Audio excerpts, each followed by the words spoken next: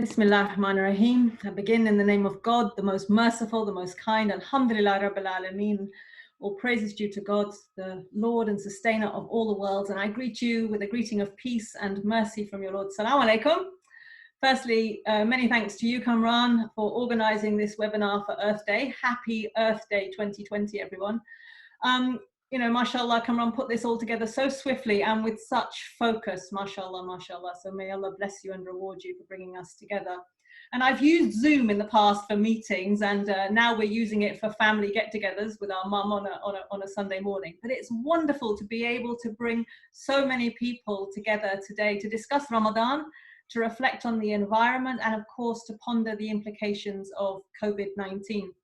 And before I begin, I just want to express some deep and profound concerns for everyone, because my topic today will look at possible lessons that we can learn from COVID-19, but I'm doing this in the full knowledge that actually the world is still in the process of deep trauma and suffering, actually.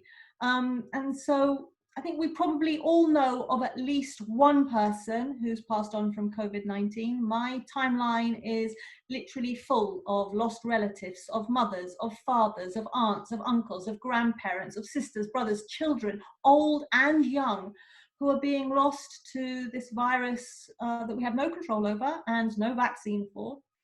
And there is anxiety.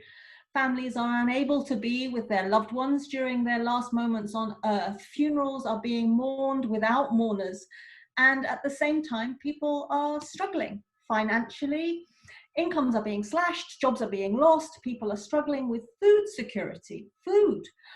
There are families in this country, in the UK, the fifth richest country in the world, that genuinely do not know where their next meal is coming from.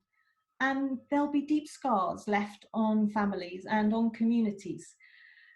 And I really feel that it's important, and I just want to acknowledge all of that up front before I begin to look at anything else. And I just want to keep that in perspective.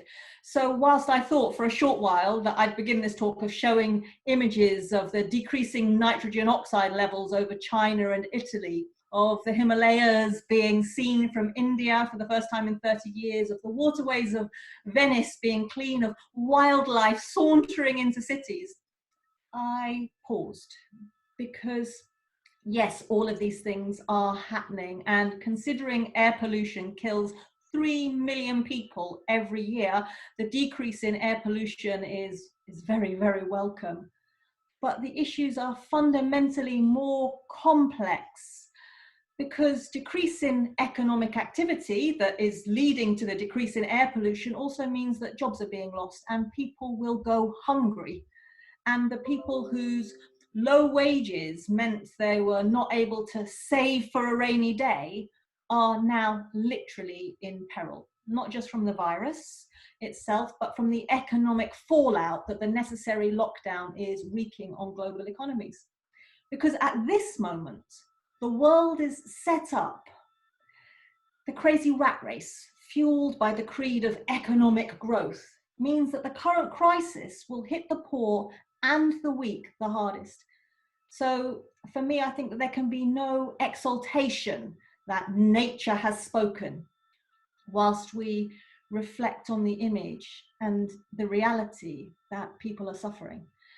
We deserve more than that. There really are hard questions to ask and, quite frankly, assumptions to be challenged. And I believe truly that COVID-19 doesn't just expose issues pertaining to the environment, it is exposing fundamental inequalities which Muslim nations have fully bought into and fueled, literally fueled with oil for decades. And indeed, I think it's really important to acknowledge early on that Muslims are also part of the global problem. And I personally dislike these kind of glib responses and cliches that Islam has all of the answers. If it does, Muslim nations have fundamentally failed to interpret Islam in any relevant way for the 21st century that provides global social justice. Islamic finance, as an example, which was a real opportunity for change, turned out to be marketing over substance. We changed the names of things without fundamentally changing anything. Oil, which we've seen the price tank, it's literally worth, it's too expensive to store. That's how little the value of it is. But it's a capital asset for numerous Muslim countries, and it's been squandered for decades. And no thought was given to renewable energy, even when all evidence pointed to the destruction wrought by burning fossil fuels. But we have the chance now, perhaps a once-in-a-century chance to redesign our future. And so, as we head towards Ramadan in lockdown, in the midst of a pandemic, what are the questions we should be asking? What lessons can we possibly learn? For me, whilst I fast simply and completely because it is a command from the merciful that I fast, I do see that one of the chief lessons of Ramadan should always be about social justice. The month, in my mind, is a resistance to consumerism and reminds us of the needs of the poor. The hunger and that thirst which Ramadan creates should provide a heightened sense of awareness and thus an ideal time to contemplate those who cannot end their hunger with a table spread of tasty food or quench their thirst with a fresh water from a tap. But quite frankly, all too often Ramadan becomes a routine, and often, ironically, it becomes a time fueled by food and busyness. Often it's the opposite of a reflective moment. And we complete Ramadan year on year on year. But do things change for ourselves, for the world's poorest? Does hunger and thirst make us uncomfortable at the injustice that's going on in the world? Does it rankle in our hearts? And if it does it go beyond that? Or are we simply playing lip service without causing any fundamental change? So in the same way, COVID-19 provides us with a heightened experience, a chance to work out what's important to us and what isn't. But what will we come out of COVID-19 with? The crisis will pass because everything passes.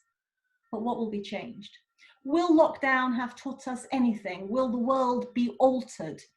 We have the chance, really, a great opportunity to rethink everything. And will we take it? In a YouGov poll, which was just last week, only 9% of respondents said they wanted things to go back to normal after COVID-19, after the lockdown ends. The vast majority of people polled saw some positive changes despite the difficulties. Participants described how they valued food and other essentials more. Others noted cleaner air and increased wildlife. Many said they'd noticed that bird song we were speaking of. People spoke of a feeling of a stronger sense of community and welcome time spent catching up with friends and family, even if it meant it was happening online. At the same time, people described how they were spending less money. So who knows how many of these changes will be sustained? But the poll shows that there is, at the bare minimum, a desire for things to change, that there are lessons to be learned from the crisis, and people are being given an opportunity to see the world differently. And the vast majority don't want things to simply slip back into how they used to be. People are reimagining a better future, and potentially one where the health and well-being of humans is inseparably linked to the health and well-being of the planet. And people are seeing that environmental, social, political, and economic change are actually possible. We're realizing that we can live without, and we're realizing what we can't live without.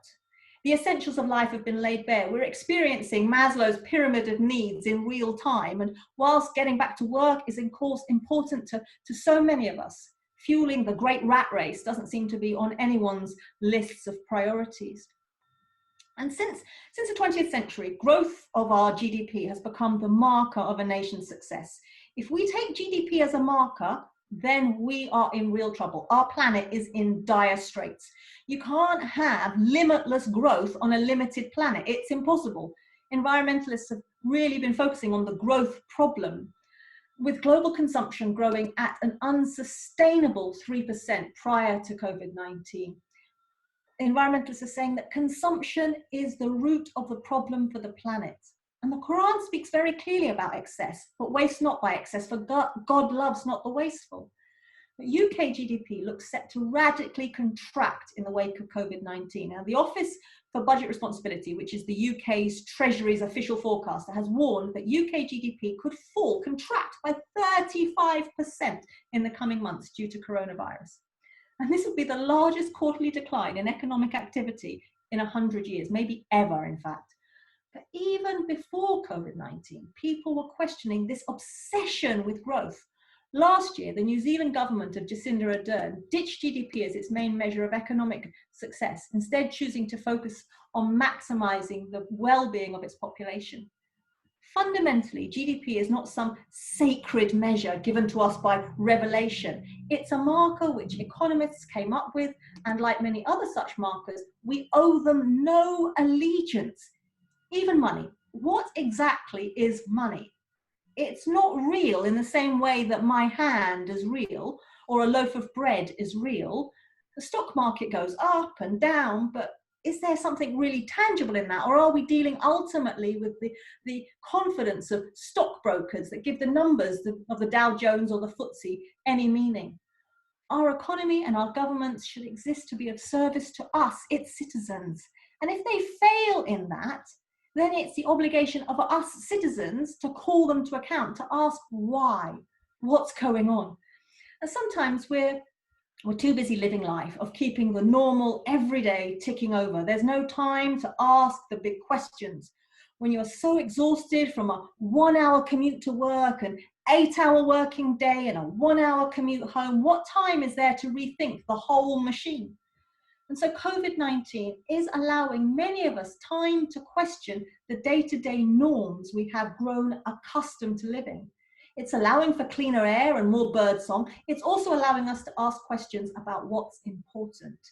And if we decide that happiness doesn't lie in the acquisition of things, maybe we will find space for what makes us feel genuinely fulfilled. As we spend less, maybe we can work less. It's hard. The Quran reminds, rivalry for worldly gain will distract you until you go down to your graves. But that passage continues. You should be questioned about your joys and your comforts. I think it's an important time to recognize, it's sort of an interesting parallel with Ramadan, actually, what we're going through. Ramadan asks us to turn Maslow's pyramid of needs on its head, where the fundamental sort of physical needs of food and water, etc., are at the bottom, the foundations, we need them, but the higher order spiritual, the self-reflection and self-actualization, which are at the top of the pyramid. Now, Ramadan sort of skews that and says, no, we're not going to focus on the food and the water, we're going to focus on the spiritual and self-actualization. And potentially our experience of COVID-19 may do the same, and it may give us some answers to the even bigger crisis of climate change. And I say bigger crisis because climate change will probably make COVID-19 look like a walk in the park ultimately. And I cannot and I will not say COVID-19 is a blessing, not even a blessing in disguise. It has caused too much pain and too much suffering already, let alone what is to come. And I truly believe there is more to come. But I pray we can acknowledge and value the positive responses, the seeing the selfless workers, the NHS and so many others. A reassessment of who are essential workers, and a clue here, it's not the hedge fund managers. Looking at the volunteers and literally the hundreds of thousands and millions of people who volunteered, the sense of community, the humane actions, the random acts of kindness, as well, of course, as the decrease in pollution and the focus on the environment. At the same time, we must continue to probe, to ask precisely what is happening to the sweatshop workers currently earning pennies per mask as they work in crowded conditions. They're making protective equipment during a pandemic. Can we not value them? To ask precisely about the essential workers earning minimum wage on 0-hour contracts, often for corporations who pay no tax into the system. We have to keep probing. We have to keep asking some very big questions. And thankfully, there are some positive global responses. Denmark is refusing to bail out companies that don't pay tax in Denmark. And this is a huge decision because it's asking fundamental questions about taxation and the giant corporations. Amsterdam is to embrace the donut model to mend its post-coronavirus economy. Donut economics is a model which seeks to fulfill the needs of people without exceeding the ecological capacity of the earth. Nature is bountiful, but it's not infinite. And I do really highly recommend looking up donut economics. It was created by Oxford professor Kay Rayworth. There's a lot on her website as well as on YouTube. And I think it's really important to note here that the kind of economic models that we have of growth, of GDP growth, They're, as I've said before, they're not sacred. We don't have to follow them. New models can be created, things which are more relevant for the 21st century and our global world. So the answers to humanity's problems may come from unexpected places, and I believe truly we must be open to them. I pray that COVID-19 allows for a deep and profound reflection where great minds from all faiths and none can come together with the common purpose of healing our world.